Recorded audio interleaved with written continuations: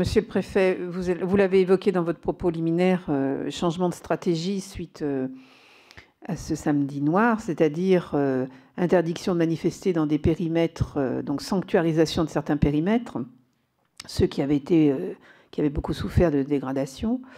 Donc, a priori, ça a fonctionné sur les 2 derniers samedis, puisqu'il y a eu nettement moins d'incidents. Mais les 2 derniers samedis, on n'a pas eu l'arrivée des Black Blocs, des ultras. On ne les a pas vus. Donc, quelle serait la réalité opérationnelle si une vague de Black Blocs déferlait de nouveau à Paris, notamment à Paris, et comment gérer les éventuels déports sur d'autres coins de la capitale? On peut imaginer quand même que les riverains des zones connexes pourraient avoir déjà des craintes. Merci. Merci de votre question, cher collègue. Et je suppose que monsieur le préfet de police et le gouvernement sont conscients effectivement que le vrai test de l'efficacité du nouveau dispositif auquel ils croient naturellement, et nous ne demandons que le croire avec eux, se fera le jour où une horde d'ultra-violents viendra se greffer sur une manifestation. Monsieur le préfet. Oui, ce jour surviendra. Il ne faut pas penser que les 2 derniers samedis ont été exonérés de toute tentative. Mais si vous voulez, très franchement, nous sommes prêts et nous sommes déterminés. Et la réponse, elle est dans la mobilité que nous allons mettre en place. J'imagine qu'effectivement, nous allons être confrontés à des mobilités des adversaires, et la seule réponse, c'est notre capacité propre de mobilité. Je pense que les progrès que nous avons faits ces 15 derniers jours nous permettront de répondre à cela. Mais voilà, Madame la sénatrice, nous en jugerons ensemble lors des prochaines manifestations. Mais encore, je reviens sur ce que je disais. Ne considérez pas que les 2 derniers dimanches ont été exempts de toute tentative, dont certaines d'ailleurs ont pu être visualisées sur les médias. Je pense notamment à la fin de la manifestation du Trocadéro la semaine dernière. Vous avez très bien vu sur les chaînes d'infos la circulation de cette petite trentaine d'individus au milieu du Trocadéro. Hein, donc, les gens nuisibles sont toujours là. Leur quantum de présence est variable d'une semaine à une autre. Très bien, merci de cette réponse, monsieur le préfet. Madame Eustache-Brignot.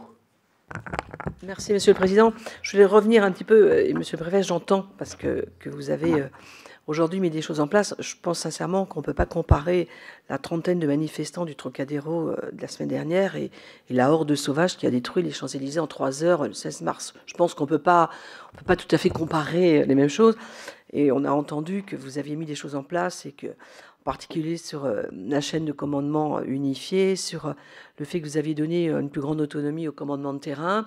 Et on espère qu'effectivement, le jour où les Black Blocs vont revenir en grand nombre et avec une grande violence et une volonté de détruire, ces mesures seront efficaces. On le souhaite en tout cas pour toutes nos villes. Et on le souhaite pour notre pays. Donc moi, je voulais vous poser une question parce que, à la faveur des auditions que nous avons faites, certains représentants de forces de l'ordre nous ont indiqué qu'ils souhaitaient en tout cas qu'on réfléchisse sur une évolution du cadre législatif qui régissait la dispersion des attroupements. Et en particulier, ils émettaient une idée, ils souhaiteraient pouvoir élargir les possibilités de délégation de l'autorité civile de manière à avoir une autorité plus proche du terrain. Est-ce que vous avez réfléchi à cette, en tout cas, réflexion que certains policiers se posent? Et est-ce que vous avez une position sur cette position ou cette proposition? Monsieur le préfet. Je ne suis pas sûr de totalement la comprendre, mais si vous voulez, l'autorité civile dans la manifestation, elle existe. C'est-à-dire chaque unité de force mobile est accompagnée, un escadron de gendarmerie, une compagnie de CRS, d'une autorité civile qui est un commissaire de police, qui d'ailleurs, conformément au texte, doit faire les sommations revêtues de son écharpe tricolore. Donc là-dessus, l'autorité civile, elle est présente au plus près des manifestations. Faut-il d'autres outils juridiques pendant les dispersions?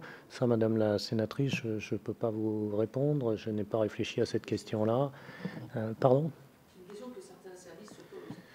Je ne peux pas vous répondre parce que je ne sais pas à quoi ils font allusion, mais j'observe que nous disposons des moyens juridiques pour les dissolutions qui sont certes aussi un peu datés, et j'observe pas forcément compréhensibles pour les manifestants. C'est peut-être à ça que vous faites allusion, parce qu'effectivement, quand des manifestants voient un commissaire de police revêtu de son écharpe, ils peuvent penser que ce n'est pas forcément un fonctionnaire de police d'autorité, peut-être un élu local, enfin je ne sais pas. Peut-être effectivement avons-nous des moyens, des besoins de moderniser notre dispositif. C'est vrai que comment agit-on dans ces cas-là? On agit par le porte-voix. Ce qu'on observe sur le porte-voix, c'est d'ailleurs une réflexion qu'on s'est faite et on regarde d'autres matériels. Nos porte-voix sont un peu datés en matière de capacité de projection. Et c'est vrai qu'aujourd'hui, par rapport à des gens qui regardent, comme nous le faisons tous d'ailleurs, notre smartphone en permanence et qui n'entendent rien d'autre et ne voient rien d'autre, c'est absolument pas une critique des manifestants. Je me l'adresse à moi-même quand je rate la marche du trottoir. C'est vrai qu'on est sur des dispositifs de dissolution qui sont plutôt hantés réseau, quoi. Donc peut-être, oui, il faudrait peut-être réfléchir à ça. Madame de Romédy. Oui, merci, Monsieur le Président. Monsieur le Préfet, au cours des auditions que nous avons eues, quand nous avons entendu les syndicats de gendarmes et de CRS, ils ont exprimé une certaine frustration au fait qu'ils considéraient qu'on les mettait pour la protection statique des lieux de pouvoir et qu'ils se sentaient plus efficaces lorsqu'ils exercent des activités de répression. En fait, ils disent qu'ils sont formés pour ça et ils sont frustrés de ne pas pouvoir intervenir. Donc ça, c'était ma première question. Et la deuxième, c'était parmi les annonces du Premier ministre, figure la modernisation des moyens à disposition des unités de maintien de l'ordre. A été évoqué l'usage des drones ainsi que des produits marquants. Ces moyens ont, semblerait-il, été testés au cours des 2 dernières semaines. Est-ce que vous avez déjà des résultats? Est-ce que vous avez quelque chose à nous dire à ce sujet? Merci beaucoup, cher collègue, Monsieur le Préfet. Merci, Monsieur le Président. Écoutez, j'ai entendu cette frustration et pour la régler, j'ai fait une chose très simple, qui n'est pas un jugement de Salomon, mais qui est de ne pas dédier une catégorie d'armes à une mission particulière. Je veux dire par là, vous savez qu'il y a des périmètres sanctuarisés, donc je partage moitié-moitié, c'est-à-dire moitié gendarme, moitié policier, moitié compagnie de CRS, moitié escadron, de manière à ce que personne ne dise qu'il ne participe pas à telle ou telle action. Voilà, donc c'est peut-être bébête, mais c'est le seul moyen que j'ai trouvé pour ne pas avoir ce type de réaction, puisque vous faites allusion en fait à des récriminations exprimées par certains, considérant que garder les périmètres sanctuarisés, en étant dévolus qu'à certains, n'était... Voilà, donc voilà, je partage en stricte équité, et même je vais beaucoup plus loin, c'est-à-dire que je fais 1 sur 2, c'est-à-dire j'ai même un système... Voilà, donc je pense que personne ne pourra dire qu'il n'a pas été employé à égalité avec son frère d'armes sur le terrain. Sur la modernisation des moyens, oui, parfaitement, Madame la sénatrice, ça fait partie de ce qu'a demandé, ce que m'a demandé le ministre de l'Intérieur. Les drones. Alors, on a testé des drones sur les dernières manifestations. Alors, c'est vrai que c'est pas forcément quelque chose qui apporte dans l'utilisation qu'on en fait jusqu'à présent, puisqu'on utilisait des drones, des choses très efficaces par rapport au réseau de caméras dont dispose déjà Paris, hein, qui est quand même un système dense, peut-être plus dense que certaines autres agglomérations, qui fait qu'on a déjà une excellente visibilité. Moi, je crois beaucoup à l'utilisation des drones au niveau des unités. C'est-à-dire que je pense que ce qui est important, c'est que l'unité qui est positionnée dans une rue, qu'elle puisse, avec le drone, voir au-delà de la rue, ce qu'il y a derrière, dans le coin, etc. C'est ça qui est important. Et ce n'est pas l'utilisation du drone dans la vision qu'en fait la salle de commandement. Alors ça répond au souci de déconcentration tactique qu'on évoquait, et donc on est en train d'essayer de tester ce genre de choses. Quelques EGM, d'ailleurs, le testent d'ores et déjà, mais je pense d'ailleurs, à l'instar de ce qui se fait dans d'autres ministères, c'est à l'évidence la modernisation vers laquelle on doit se diriger, permettre, il y a des drones, des utilisations de drones très légères, Alors pour nous, c'est compliqué parce que ça nécessite la formation de télépilotes, des qualifications, et on est plutôt sur des drones lourds jusqu'à présent. Enfin, drones lourds.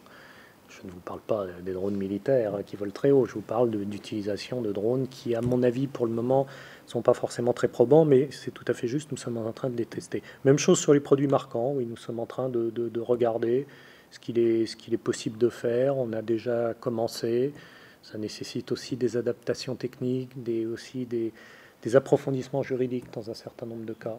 Il faut qu'on regarde.